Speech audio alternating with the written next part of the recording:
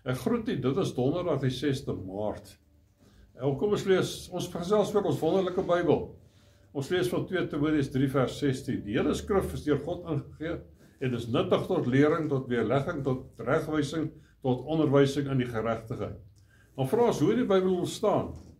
Die Bybel is die wonderlikste dokument wat ooit aan die mense gegee is. Tegnies gesproke is dit nie een boek nie. Die Bybel is 'n samestelling van 66 boeke met meer as 40 verskillende auteurs. Die Bybel is geskryf oor 'n periode van ongeveer 1500 jaar, in 3 verskillende tale, Hebreëus, Aramees en Grieks, deur mense van oor die hele spektrum. Moses was die eerste 5 boeke geskryf het, was 'n politieke leier uit die skole van Egipte. Josua was 'n militêre generaal. Daniël was die eerste minister. Petrus was 'n visserman. Lukas was 'n dokter. Salomo was 'n koning.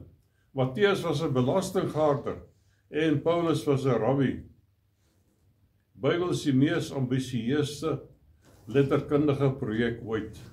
En daar's 'n hemelse rede agter dit alles. God het elke outeur stap vir stap gelei.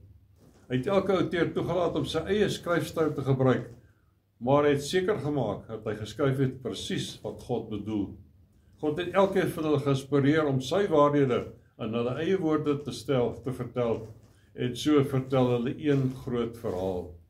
Die Bybel is die verhaal van God se liefde vir ons, selfs nadat ons teen hom gesondig het, en sy wonderlike plan om ons te red van die straf wat ons verdien vir ons sondes. Die Bybel is die verhaal van Jesus, die goue draad wat strek deur al die bladsye daarvan.